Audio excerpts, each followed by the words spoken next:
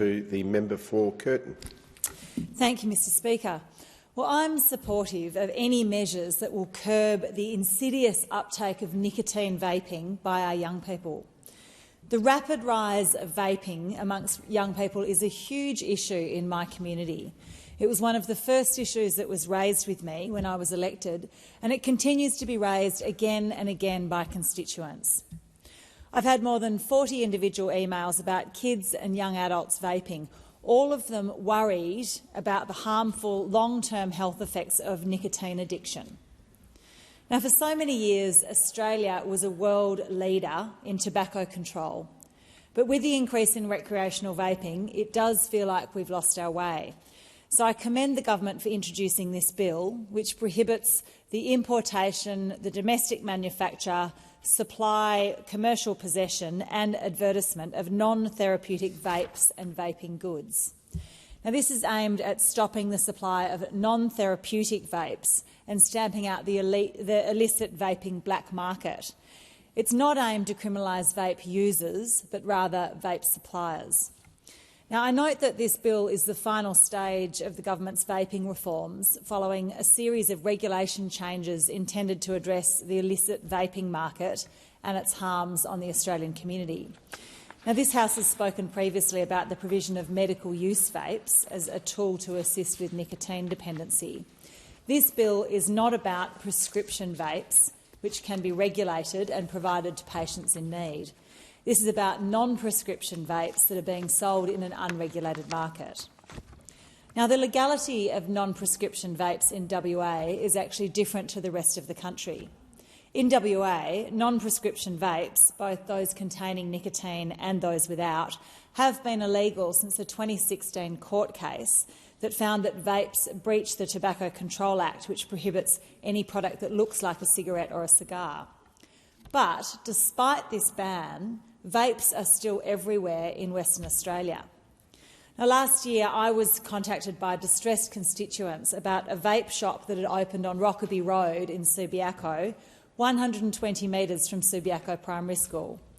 The shop was branded, outfitted and advertised as selling vapes, despite the fact that selling vapes was illegal. I'm pleased to say that, along with other community voices, I drew attention to the vape store and the Subiaco Council took action and it's no longer there. But this should not be allowed to happen. In WA, single-use vapes may be technically banned, but the black market continues to publicly and blatantly exist. And it appears that the biggest issue is the complete inability to enforce the prohibition. Which brings me to this bill. I'm pleased that the additional measures in this legislation include creating structures to enable better enforcement through state and federal governments working together, and also higher penalties relating to importation, domestic manufacture, supply, commercial possession and advertisements. Now, this is great for WA. Cutting off imports at the border is essential to halting the supply of vapes reaching Australia. Allowing seizure and forfeiture of vaping products that are being commercially supplied or manufactured empowers state and territory officials to carry out enforcement powers under the new reforms. Now, having a coordinated approach between federal and state governments will be essential. There will be a national vaping working group with senior members from state and territory health departments and police forces, as well as the Australian Border Force, the TGA and the AFP. So after this legislation is passed in WA, it will now be up to the health and police departments to take an active and collaborative role to enforce the laws that we now have in place. I do have one concern about the bill.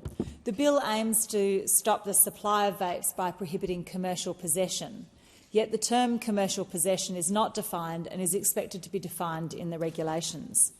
Now, I am concerned that this definition could be too broad so that addicted individuals could be caught up in the new criminal charges. So I do urge the government to clarify this definition to strike that balance between the need to crack down on vape suppliers and the desire to keep individuals out of the criminal justice system. We will hear a lot of noise from the tobacco lobby and related parties about why we should not ban vapes but just tax them instead. And if you hear this message, I'd encourage you to follow the money.